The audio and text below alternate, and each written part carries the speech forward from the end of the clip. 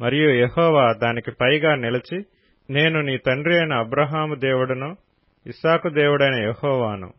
నీవు పండుకొనియున్న ఈ భూమిని నీకును నీ సంతానమునకును ఇచ్చెదను. నీ సంతానము భూమి మీద లెక్కకు ఇసుక రేణువుల వలె నగును. నీవు పడమటి తట్టును, తూర్పు తట్టును, ఉత్తరపు తట్టును, దక్షిణపు తట్టును వ్యాపించెదవు. భూమి యొక్క వంశములన్నీయు నీ మూలముగాను నీ సంతానం మూలముగాను ఆశీర్వదింపబడును. ఇదిగో నేను నీకు తోడైయుండి, నేను నీకు తోడై ఉన్నాను. ఈ మాట ప్రాముఖ్యంగా గమనించాలి. దేవుడు ఎవరితోనంటున్నారు ఈ మాట? నేను నీకు తోడై ఉన్నానని. మోసగాడైన యాకోబుతోనంటున్నామని. ఆశీర్వాదాల కోసం చేసిన యాకోబు జీవితంలో మీరు గమనిస్తే ఒంటరితనం వచ్చింది. ఆశీర్వాదాల కోసం మోసం చేసిన యాకోబు జీవితంలో అక్కడ ఏకాంతవాసిగా జీవించే పరిస్థితులు వచ్చింది. ఆశీర్వాదాల కోసం మోసం చేసిన యాకోబు జీవితంలో ఆయన ప్రపంచమంతా మూసివేసి ఇంటి దగ్గర నుంచి దూరం వెళ్లే పరిస్థితి వచ్చినప్పటికీ మోసగాడిని దర్శించిన దేవుడు అంటున్న మాట, నువ్వు ఒంటరితనంలో ఉన్నావు యాకోబు, నేను నీ తోడై ఉన్నాను. చదువుమా. నీవు వెళ్ళు ప్రతి స్థలమందు నిన్ను కాపాడుచు, నేను నిన్ను కాపాడేదను, నేను నీ తోడై ఉన్నాను, నేను నిన్ను కాపాడుతాను. యాకోబు ఎవరు? యాకోబు మోసగాడు.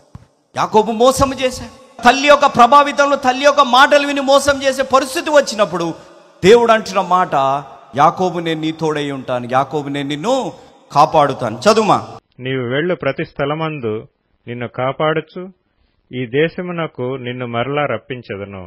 నేను నీతో చెప్పినది నెరవేర్చు వరకు నిన్ను విడవనని చెప్పగా, నేను నిన్ను విడువనని చెప్పగా, నేను నీకు అనే దగ్గర నీ పేరు పెట్టండి. నేను ప్రసన్నాకు తోడై ఉండే వరకు నేను విడువనని చెప్పాను. ఈరోజు నీ నా జీవితాల్లో గమనించాలి. మన ఒంటరితనంలో మనతో ఎవరు ఉండకపోవచ్చు. మనం మోసాలు చేసినప్పుడు, మన పాపాలు చేసినప్పుడు లోకం మనల్ని వెలేస్తుండొచ్చు. కానీ మన జీవితాల్లో దేవుడు అవకాశం ఇచ్చే దేవుడు, మన జీవితాన్ని మార్చగలిగిన దేవుడు మన తోడై ఉన్నారు. ఆయన అంటున్న మాట, నేను నీ తోడై ఉంటాను, నేను నిన్ను కాపాడుతాను, నువ్వు తిరిగి మరలా వచ్చేంత వరకు నేను నీ తోడై ఉంటాను అని దేవుడు అంటున్న మాట. అలాంటి పరిస్థితుల్లో యాకోబు అన్న మాట, దేవా నేను మొక్కుకుంటున్నాను, మీరు చెప్పింది నా జీవితాల్లో నెరవేరితే తప్పనిసరిగా నేను సంపాదించిన దాంట్లో అంతటిలో నేను 10% నేను నీకు ఇస్తాను అని చెప్పి యాకోబు మొక్కుకున్నాడు. కానీ ఏమైంది? యాకోబు మొక్కుకున్నాడు, మనం కూడా మొక్కుకుంటున్నాం. దేవుడు యాకోబు లాబాన్ దగ్గర ఉన్నప్పుడు దేవుడు తోడై ఉన్నారు. God's presence was there with Jacob. God's providence was there with Jacob. And God's protection was there with Jacob. మీరు గమనించే యాకోబు తోడు దేవుడు ఆయన సన్నిధిని ఉంచారు, ఆయన సహాయము చేశారు, ఆయన సంరక్షించారు యాకోబు గారిని. ఆయన దేవుడు ఆయన తోడై ఉండి ఆయన ఎంతగా ఆశీర్వదించారంటే లాబానే కుళ్ళుకొని అంత విధంగా, లాబాను ప్రవర్తన మారిపోయి అంత విధంగా దేవుడు యాకోబుని ఆశీర్వదించారు. దేవుడు ఆయనను ఎంతగా సంరక్షించారంటే ఎన్ని మోసాలు కలిగిన, ఎన్ని పరిస్థితులు వచ్చినా దేవుడు యాకోబు తోడుండి యాకోబుని దేవుడు కాపాడారు. కానీ ఒక సమయం దేవుడు తీసుకొచ్చారు. మనుషుల ప్రవర్తన మారిపోయింది. మనుషుల ప్రవర్తన మారిపోయినప్పుడు దేవుడు వాగ్దానం ఆయన జీవితంలో దేవుడు జ్ఞాపకం చేసి దేవుడు అంటున్న మాట, యాకోబు సమయం ఆసనమైంది, నువ్వు తిరిగి రావాలి, నువ్వు తిరిగి నీ ఇంటికి వెళ్ళాలి, నేను నీ తోడై ఉన్నాను అనే మాట దేవుడు అంటున్న మాట. ఈరోజు నీ నా జీవితాల్లో మనం వాగ్దానాలు చేస్తున్నాం, మనం ఎంతో బిజీ అయిపోతున్నాం. మనం వాగ్దానాలు చేస్తున్నాం, ఇప్పుడు నెరవేరుస్తాను, అప్పుడు నెరవేరుస్తాను, దాంట్లో ఏమైనా ఫ్లెక్సిబిలిటీ ఉందా, లేకపోతే ఇప్పుడు కొంత అప్పుడు కొంత నేను చేయవచ్చా అనే విధంగా మనం ఆలోచించుకుంటూ మనం జీవిస్తున్నాం.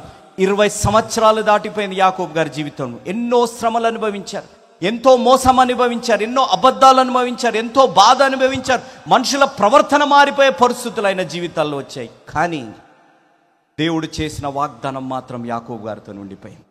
హల్లెలూయా.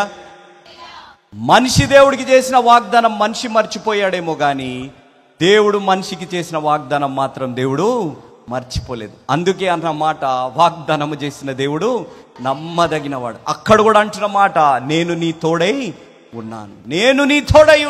ఈరోజు ఇక్కడ ఉన్న వారు తమ్ముడు, చెల్లె, అక్కయ్య, అన్నయ్య, అంకుల్ లాంటి నీ నా జీవితాల్లో మనం కూడా ఎన్నో వాగ్దానాలు చేశాం. ఆ వాగ్దానాలు నెరవేర్చడంలో, లేకపోతే ఆ వాగ్దానాలు మనం మర్చిపోయి ఉండే పరిస్థితుల్లో ఉన్నాం. ఆ వాగ్దానాలు మర్చిపోయి మన జీవితాల్లో ఒంటరితనం వచ్చిందేమో, ఆ వాగ్దానాలు మర్చిపోవడాన్ని బట్టి మనం ఏకాంతవాసులుగా ఉన్నామో, ఆ వాగ్దానం మర్చిపోవడాన్ని బట్టి we're into a broken relationship, మన ఫ్యామిలీ విరిగి నలిగిపోయిన పరిస్థితుల్లో ఉన్నాయేమో. కానీ మనం ఒక్కసారి ఆలోచించాలి, దేవా నేను వాగ్దానం కానీ చేశాను, నేను వాగ్దానం చేసి మర్చిపోయాను, దేవా నన్ను క్షమించు అని ఒక్కసారి నువ్వు అడగగలిగితే నీ జీవితాన్ని తిరిగి మార్చగలిగిన దేవుడు నీ దేవుడై ఉన్నారు అనేది గ్రహించాలి. వాగ్దానాలు అనగానే దేవుడు ఏదో పని చేయగానే దానికి టిప్పుకుందా నేను ఇది చేస్తాను అది చేస్తాను అనేది కాదు. వాగ్దానము మనం దేవుడికి చేస్తే దేవుడికి కృతజ్ఞతతో చేసేదే వాగ్దానం అనేది గ్రహించాలి.